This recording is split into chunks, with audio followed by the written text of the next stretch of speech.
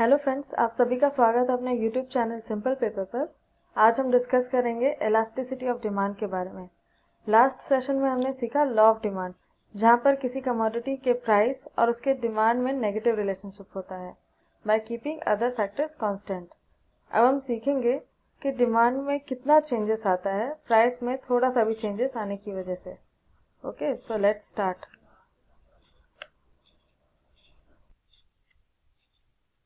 Elasticity of demand refers to the degree of responsiveness of quantity demanded of a commodity to a change in any of its determinants, that is, price of the commodity, price of the other commodity and income of the consumers।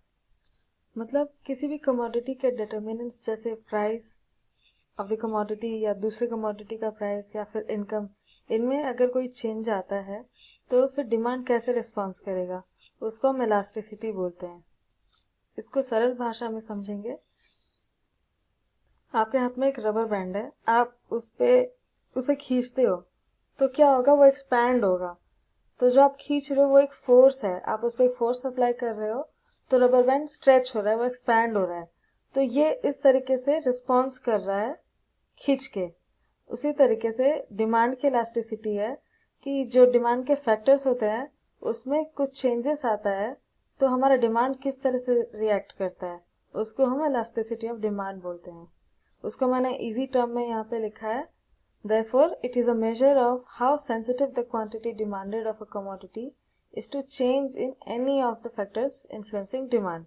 मतलब demand influence करने के जो factors होते हैं उसमें कोई change आने की वजह से हमारा डिमांड कैसे उसमें चेंजेस आ रहे हैं, वो कितना सेंसिटिव है उस चेंज को लेके, उसे इलास्टिसिटी ऑफ डिमांड बोलेंगे। अभी हम देखते हैं 3 types of elasticity of demand. जो फैक्टर इन्फ्लुएंस कर रहे हैं इलास्टिसिटी ऑफ डिमांड को, वही हमारे टाइप्स भी हैं। तो पहले क्या है, price elasticity of demand, income elasticity of demand, cross elasticity of demand. Cross elasticity में वही है price of the other commodity. तो सभी को वन बाय वन हम डिस्कस करेंगे। पहले आता है price elasticity of demand. It can be defined as the degree of responsiveness of quantity demanded of a commodity in response to the change in its price। तो अभी हमने क्या सीखा कि जो डिमांड के फैक्टर्स होते हैं उनमें अगर कोई चेंजेस आता है तो हमारा डिमांड कैसे इन्फ्लुएंस होता है, उसे तो इलास्टिसिटी ऑफ डिमांड कहते हैं। मगर इस पर्टिकुलर टॉपिक में अगर प्राइस में, कमोडिटी के प्राइस में कोई चेंज आता है तो हमारा क्वांटिटी डिमांड में किस हिसाब से चेंजेस आता है, उसको हम प्राइस इलास्टिसिटी ऑफ डिमांड कहेंगे। It is a measurement of change in quantity demand due to change in price of the commodity। मतलब किसी कमोडिटी के प्राइस में चेंज आने से उसके क्वांटिटी में कैसे चेंज आता है उसको मेजर करते हैं, उसे इलास्टिसिटी ऑफ डिमांड कहते हैं। उसका फॉर्मूला है EP is equal to percentage change in quantity demanded divide by percentage change in price. अब इसके डिग्रीज हैं जिसे हम क्लासिफिकेशन ऑफ प्राइस इलास्टिसिटी भी कहते हैं। तो पहला आता है perfectly inelastic demand. When the quantity demanded of a commodity does not respond to change in its price, then the elasticity of demand is zero। Demand curve will be perpendicular straight line on x-axis। मतलब हमारा एक commodity है जिसके price में changes तो हो रहे हैं लेकिन उसकी वजह से हमारे डिमांड में कोई भी डिफरेंस नहीं आ रहा है। तो यहाँ पर कुछ हुआ, कोई भी मूवमेंट नहीं हो रहा है डिमांड में, वो वहीं का वहीं है, कांस्टेंट है। तो ऐसे सिनेरियो में वो इनइलास्टिक हो जाता है, जिसे हम डिनोट करते हैं जीरो से भी। EP is equal to zero, मतलब elasticity of price is equal to zero. और यहाँ पर आप जैसे फिगर में देख सकते हो जो डिमांड कर्व है DD, वो एक्स एक्सिस पे परपेंडिकुलर है। और यहाँ पे फिगर में आप देख सकते हो पहले प्राइस था OP जिसका डिमांड था OD, लेकिन फिर हमारा प्राइस क्या हो रहा है, यहाँ पे चेंज हो रहा है, थोड़ा बढ़ रहा है। तो उसकी वजह से क्या हमारे डिमांड में कोई चेंज आया, ना घटा ना बढ़ा, वहीं का वहीं है। इसे हम परफेक्टली इनइलास्टिक डिमांड बोलेंगे। एक एग्जांपल लेके समझने की कोशिश करते हैं।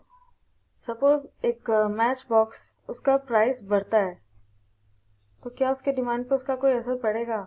नहीं, क्योंकि ये एक बेसिक बुनियादी चीज है, ये हमको चाहिए ही चाहिए, चाहे इसका रेट हाई हो या लो हो।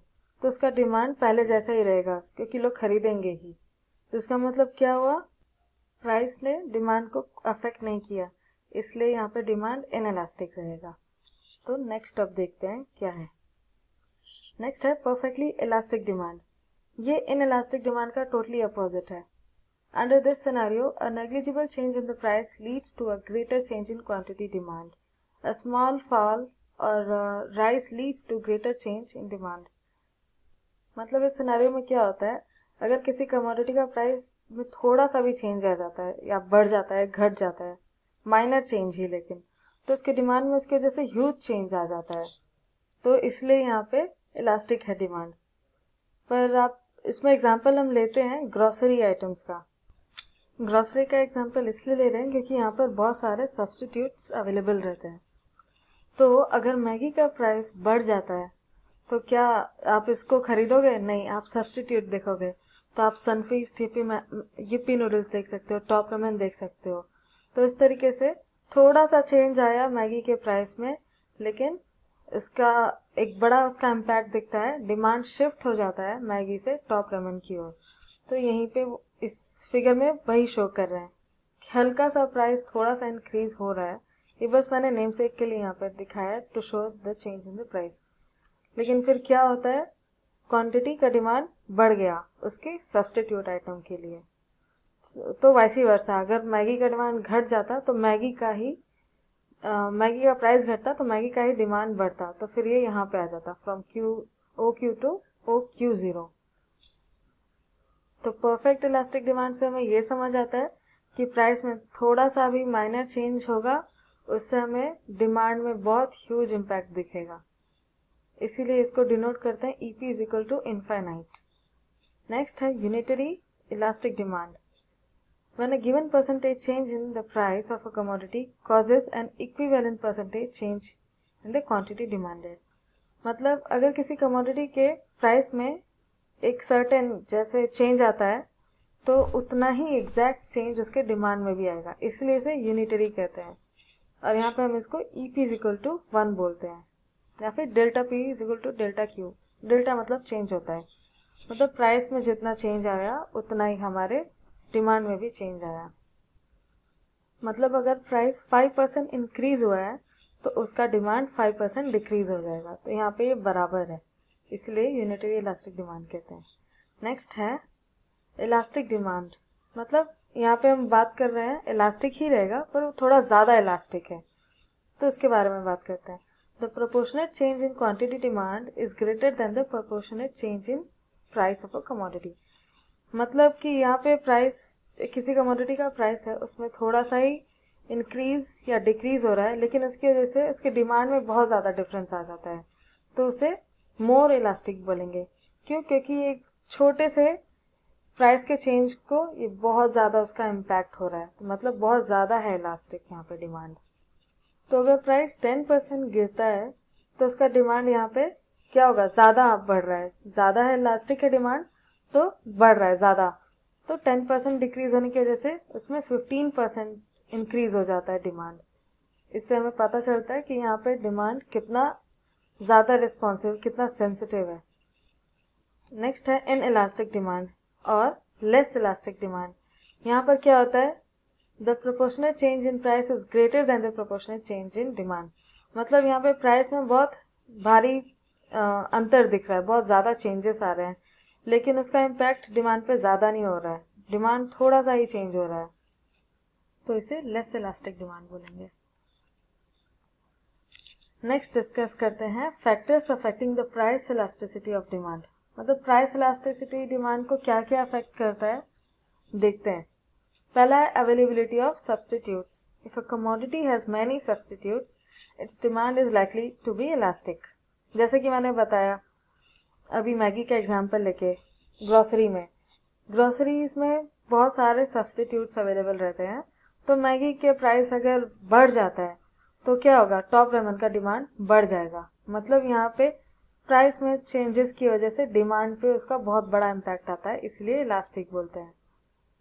Even a small, सेम चीज यहाँ पे भी है, even a small fall in price will induce more people to buy this commodity rather than its substitute। मतलब मैगी 2 रुपए भी बढ़ जाएगी ना तो भी अब जो लोग मैगी खरीदते थे वो लोग सारे शिफ्ट हो जाएंगे टॉप रामेन खरीदने के लिए। तो ये इससे हमें पता चलता है सब्स्टिट्यूट की वजह से इलास्टिसिटी ऑफ डिमांड बढ़ जाता है। नेक्स्ट है नेचर ऑफ कमोडिटी। कमोडिटी किस प्रकार के होते हैं? एक होता है नेसेसिटी और दूसरा होता है लग्जरी, जिसे कंफर्ट कमोडिटीज भी कहते हैं। अब ये कैसे डिसाइड करता है डिमांड की इलास्टिसिटी, वो डिस्कस करेंगे। The essential to life commodities will be purchased more or less fixed quantities, whether the price is high or low. Hence it is inelastic. जो नेसेसिटी आइटम्स होते हैं, रोजमर्रा की बुनियादी चीजें, बेसिक चीजें हैं जिसे हमें गुजारा करने के लिए चाहिए ही चाहिए, तो उसके प्राइस में चेंजेस आते भी हैं तो भी उससे कस्टमर्स को फर्क नहीं पड़ेगा, वो चीजें खरीदेंगे ही। अब चावल दाल कितना भी दाम बढ़ जाए या घट जाए, हम तो वो खरीदेंगे, क्योंकि उससे हमें भूख मिटती है और हमारा मेन खाना वही है, दाल और चावल। तो इस वजह से क्या हो रहा है, यहाँ पे प्राइस के फ्लक्चुएशन की वजह से डिमांड पे उसका कोई असर नहीं हो रहा है, तो हम इसे क्या बोलेंगे, इन इलास्टिक। दूसरा है लग्जरी और कमोडिटीज, कंफर्ट कमोडिटीज। ये एसेंशियल नहीं है लाइफ में, तो क्या कर सकते हैं, इसमें अगर प्राइस बढ़ भी जाता है तो हम क्या करेंगे, इसको पोस्टपोन कर देंगे या नहीं लेंगे, हम डिसाइड कर सकते हैं। सपोज अगर एसी या फिर टीवी, उसके प्राइस में चेंजेस आता है, सपोज गिर जाता है, तो क्या होगा, उसका जो क्वांटिटी है, डिमांड वो बढ़ जाएगा, तो फिर उसे इलास्टिक बोलेंगे। या फिर अगर सपोज उसका प्राइस बढ़ जाता है टीवी का, एसी का, तो हम क्या करेंगे, अभी नहीं लेंगे लेकिन बाद में लेंगे। तो उससे क्या हो रहा है, हमारा डिमांड तो बढ़ ही रहा है, हम अभी ना लेके बाद में लेंगे लेकिन लेंगे, इसलिए इसे इलास्टिक बोलेंगे। नेक्स्ट है proportion of the income spent. Smaller is the proportion of income spent on a commodity, the smaller will the elasticity of demand.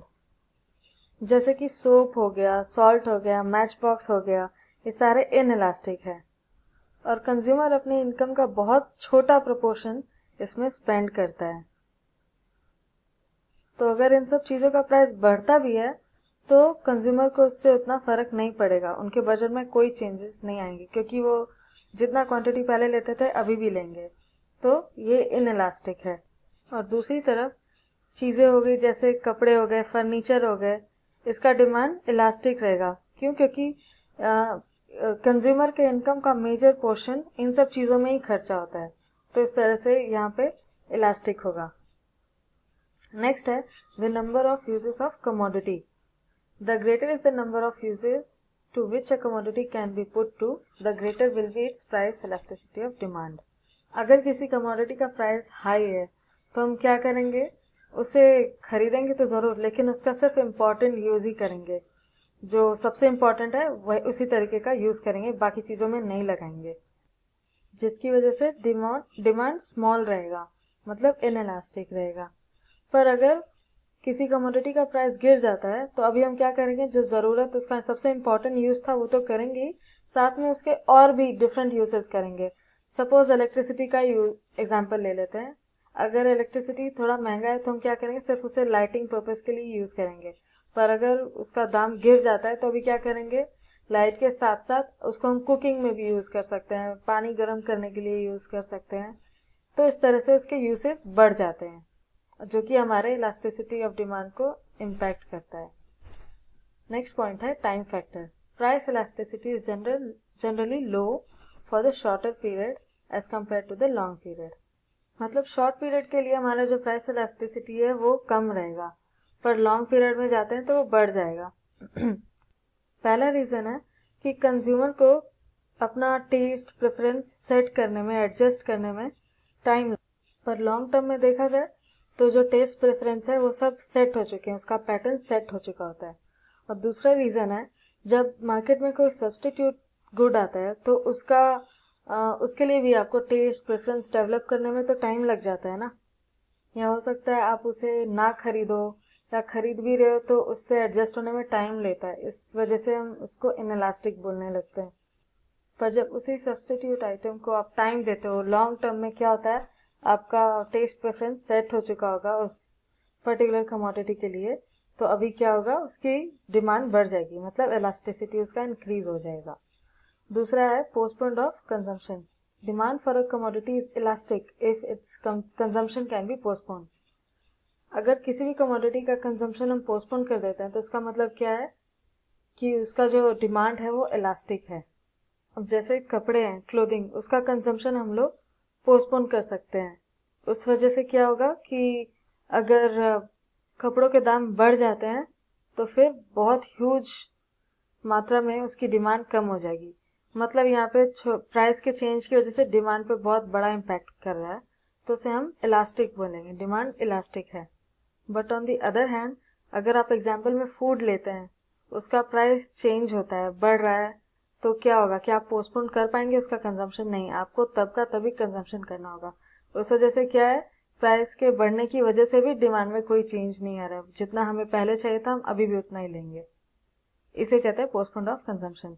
फिर आता है price range. Demand for a commodity tends to be inelastic at very high and very low prices and elastic within the moderate range of prices. मतलब किसी commodity का price बहुत ज़्यादा है तो भी वो इनइलास्टिक होगा, और अगर किसी कमोडिटी का प्राइस बहुत कम है तो भी उसका डिमांड इनइलास्टिक होगा। अब जैसे कोई कमोडिटी एग्जांपल में ले लेते हैं, हाई एंड कार्स जैसे रोल्स रॉयस हो गई, पोर्शे हो गई, इन सब कार को क्या है, बहुत हाई रेंज की है। इसमें इसे यूजुअली कौन खरीदते हैं? एक्सट्रीमली रिच लोग खरीदते हैं। तो अगर इस कार के प्राइस में थोड़ा सा भी बढ़ जाता है प्राइस, हल्का सा घट भी जाता है, तो इससे बाकी जनता को कोई फर्क नहीं पड़ता है। जो रिच है वो तो लेगा ही।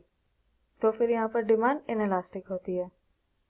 और उसके ऑपोजिट में डिस्कस करेंगे, जैसे सॉल्ट हो गया, मैच बॉक्स हो गया, ये बहुत लो प्राइस के आइटम है। अब इसमें भी कोई चेंज आता है तो उसके डिमांड, उसके भी प्राइस में अगर चेंजेस आता है तो उसके डिमांड में ज़्यादा कुछ फर्क नहीं पड़ेगा। तो यही यहाँ पे एक्सप्लेन कर रहा है कि अगर किसी कमोडिटी का प्राइस एक्सट्रीमली हाई या एक्सट्रीमली लो होता है तो उससे उसके डिमांड में ज़्यादा चेंजेस नहीं आते हैं, hence it is inelastic. Next है habits of consumers. If consumers are habitual of consuming some commodity, they will continue to consume even if the price rises. ये सेंटेंस पढ़ के दिमाग में क्या आता है? मेरे को तो यही याद आता है कि कितने स्मोकर्स को देखा है मैंने। आप सिगरेट का प्राइस कितना भी बढ़ा लो, शिकायत ज़रूर करते हैं कि महंगा हो रहा है, लेकिन क्या होगा, उसका कंजम्पशन में कोई डिफरेंस नहीं आएगा। पहले वो भले ही थोड़ा करते थे, ज़्यादा करते रहे होंगे, लेकिन अभी उसी को मेंटेन करेंगे। मेरे कहने का मतलब, पहले अगर 2 पीते थे तो अब 1 पियेंगे, लेकिन पियेंगे ज़रूर। तो इस तरीके से क्या है कि प्राइस के चेंज होने से कम उसके डिमांड में ज़्यादा डिफरेंस नहीं आ रहा है, वो कांस्टेंट ही रहेगा। नेक्स्ट डिस्कस करेंगे measurement of price elasticity of demand. सबसे पॉपुलर और यूजफुल मेथड है परसेंटेज और proportionate method. Price elasticity of demand is measured by the ratio of percentage change in quantity demanded to percentage change in the price of commodity। मतलब ये ratio दिखाता है कि price में change होने की वजह से उसके क्वांटिटी में कितना चेंजेस आता है। इसे हम लोग परसेंटेज मेथड कहते हैं। यहाँ पे मैंने फॉर्मूला लिख के रखा है। ये तो बहुत सिंप्लीफाई करके लिखा है, percentage change in quantity demanded, percentage change in price. लेकिन इसको इलेबोरेट करते हैं तो ये चेंजेस हमको कैसे दिखेगा? Change in quantity demanded by initial quantity. ये करने की वजह से ही हमको क्वांटिटी का परसेंटेज चेंज मिलता है, इसलिए इज इक्वल टू 100 है।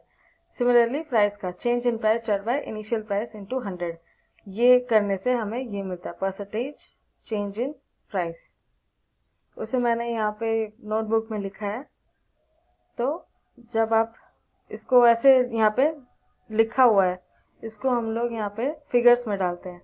तो delta Q by Q into 100 divide by delta P by P into 100। मतलब डेल्टा क्या है यहाँ पे? डेल्टा डिनोट करता है चेंज को, मतलब क्वांटिटी का यहाँ पे चेंज दिखा रहा है। क्यू मतलब प्रीवियस क्वांटिटी जो हम ले रहे थे। Similarly change in price divided by previous price into 100। उसी को यहाँ पे फिर से हमने डाला है सिंप्लीफाई करके, delta Q by Q divide by delta P by P. तो इसका फाइनल फॉर्मूला क्या होता है? क्रॉस मल्टीप्लिकेशन करके delta Q by delta P into P by Q. इसको हम एग्जाम्पल से भी समझाएंगे। Suppose price of a commodity falls from 5 to 4 rupees. एक कमोडिटी का प्राइस 5 से 4 रुपए का हो जाता है। तो यहाँ पे क्या हो रहा है? गिर रहा है। और क्वांटिटी है, अभी क्या होगी, प्राइस यहाँ पे गिरा है तो डिमांड तो बढ़ेगी, इनवर्स रिलेशनशिप है ना। तो quantity demanded increases from 100 units to 150 units. तो इसको हम सॉल्व करेंगे। सॉल्व करने के लिए पहले जो गिवन होता है उसे लिख लेते हैं। Q कितना है 100, P कितना है 5, डेल्टा Q मतलब चेंज कितना हुआ है वो लिखेंगे। तो new minus old quantity is equal to 50, 150 minus 100 is equal to 50। Delta P भी सिमिलरली ऐसे निकाल लेंगे, 5 minus 4 is equal to 1। Actually ये -1 होता है। माइनस यहाँ पे डिनोट क्या कर रहा है, inverse relationship between demand and price, जो कि हम अपने यहाँ फॉर्मूला पे भी यूज कर सकते हैं। Since it is universal acceptable और ये सब समझ चुके हैं, इसलिए यहाँ पे हम लोग माइनस साइन इग्नोर कर देते हैं ताकि किसी प्रकार का कंफ्यूजन ना हो, क्योंकि इसका सिंपल एक ही मतलब होता है, minus sign denotes there is a inverse और negative relationship between price and demand. तो इसलिए हमने सिर्फ 1 लेके रखा है यहाँ पे। तो अभी इसको फॉर्मूला पे डालेंगे, delta Q by delta P into P by Q। Delta Q क्या है 50, delta P 1 into 5P divide by Q क्या है 100 इज इक्वल टू कितना आएगा 2.5। तो यहाँ पे हमें क्या पता चल रहा है कि डिमांड बहुत सेंसिटिव है प्राइस चेंजेस से। It shows that demand is more sensitive to price changes. मतलब प्राइस में जो थोड़ा सा चेंज आया है उसकी वजह से हमारा डिमांड 100 से 150 यूनिट जंप किया, मतलब हमारा जो डिमांड है वो इलास्टिक है यहाँ पे।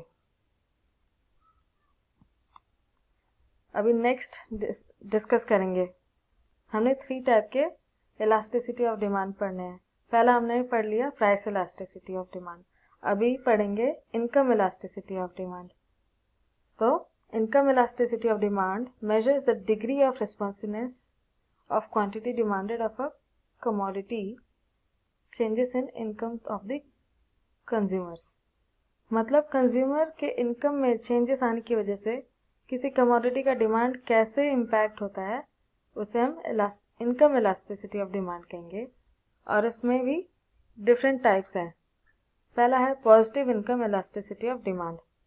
Income elasticity of demand is said to be positive when, with the increase in income of the consumers, the amount purchased of a commodity increases and vice versa। इसमें जो इनकम elasticity of demand है उसे positive तभी कहा जाएगा जब हमारा income बढ़ रहा है तो हमारा डिमांड भी बढ़ेगा कमोडिटीज के लिए। तो इस केस में इसे पॉजिटिव बोलेंगे। नेक्स्ट है negative income elasticity of demand. यहाँ पर हम इनकम इलास्टिसिटी ऑफ डिमांड को नेगेटिव तब बोलेंगे जब इनकम बढ़ने की वजह से कमोडिटी का डिमांड डिक्रीज हो जाए। तो इस तरीके की चीज़ें यूजुअली हम इन्फीरियर गुड्स के साथ देखते हैं, जैसे कि मेज़ हो गया, बाजरा हो गया। अगर किसी की इनकम बढ़ती है तो वो इन्फीरियर गुड्स जैसे बाजरा हो गया, मक्का हो गया, ये सब छोड़ के अब वो थोड़ा सुपीरियर की ओर मूव होगा, जैसे गेहूं हो गया, चावल हो गया। तो इसलिए इसको नेगेटिव बोलते हैं यहाँ पे। नेक्स्ट है zero income elasticity of demand. मतलब कि इनकम इंक्रीज होने की वजह से क्वांटिटी डिमांड में कोई भी चेंज नहीं आ रहा है, इट रिमेन्स अनचेंज्ड। मतलब यहाँ पे जैसे सॉल्ट हो गया वो जीरो रहेगा उसका इलास्टिसिटी ऑफ डिमांड, क्योंकि अगर जैसे आपका इनकम बढ़ गया है तो आप नमक पहले जितना लेते थे उससे थोड़ा सा ज़्यादा लोगे, लेकिन एक टाइम के बाद आपको ज़्यादा की ज़रूरत पड़ेगी नहीं, वो आपका कांस्टेंट हो जाएगा उसका डिमांड। इसीलिए इसे zero income elasticity of demand कहते हैं। नेक्स्ट डिस्कस करेंगे क्रॉस इलास्टिसिटी ऑफ डिमांड। ये थर्ड टाइप है। The degree of responsiveness of quantity demanded of one commodity to change in the price of another commodity is called the cross elasticity of demand। मतलब दूसरे commodity के price में changes आने की वजह से हम एक जो कमोडिटी है उसके डिमांड में क्या चेंज आता है उसको हम क्रॉस इलास्टिसिटी कहते हैं। यहाँ पे 3 types of cross elasticity of demand है। पहला है positive cross elasticity of demand when the increase in the price of one commodity which is Y leads to an increase in the demand of the other commodity X। Substitute goods इसका perfect example है। जैसे जो commodity Y है उसका price increase हो रहा है, तो क्या होगा, यहाँ पे कमोडिटी एक्स का डिमांड इंक्रीज हो रहा है, तो यहाँ पे जो इसका इम्पैक्ट है प्राइस का डिमांड पे उसे पॉजिटिव कहेंगे, positive cross elasticity of demand. Sorry. फिर है negative cross elasticity of demand. मतलब यहाँ पे जो कमोडिटी वाई है उसका प्राइस इंक्रीज हो रहा है, लेकिन उस वजह से जो डिमांड है, कमोडिटी एक्स का जो डिमांड है वो भी इंक्रीज हो रहा है, तो इसे हम नेगेटिव बोल रहे हैं। सॉरी, मतलब y का इंक्रीज होता है प्राइस तो डिमांड x का गिर जाएगा, तभी ये नेगेटिव होगा। इसका परफेक्ट एग्जांपल होता है कॉम्प्लीमेंट्री गुड्स। कॉम्प्लीमेंट्री गुड्स हो गए जैसे ब्रेड एंड बटर। बटर का प्राइस अगर गिरता है तो जो डिमांड है बटर के लिए तो इंक्रीज होगा, साथ ही साथ ब्रेड के लिए भी इंक्रीज होगा, क्योंकि वो कॉम्प्लीमेंट्री गुड्स है। फिर है zero cross elasticity of demand. मतलब when the change in the price of y does not affect the demand of x। मतलब कमोडिटी y के प्राइस में कोई भी चेंज आ जाए लेकिन हमारे कमोडिटी x के डिमांड में उससे कोई भी फर्क नहीं पड़ता है, तो यहाँ पे जीरो क्रॉस इलास्टिसिटी हो जाता है। एग्जाम्पल में ले सकते हैं, जैसे दो कमोडिटी है, टीवी हो गया और टी चाय, इन दोनों में कोई रिश्ता नहीं है, एक का प्राइस बढ़े या घटे उससे हम दूसरे के डिमांड पे उसका कोई असर नहीं देख सकते हैं, इसीलिए इसे zero cross elasticity of demand कहते हैं। आई होप ये सेशन सबको समझ आया होगा, और अगर आपको हमारे वीडियोस अच्छे लगते हैं तो please like, share and subscribe to simple paper. Thank you.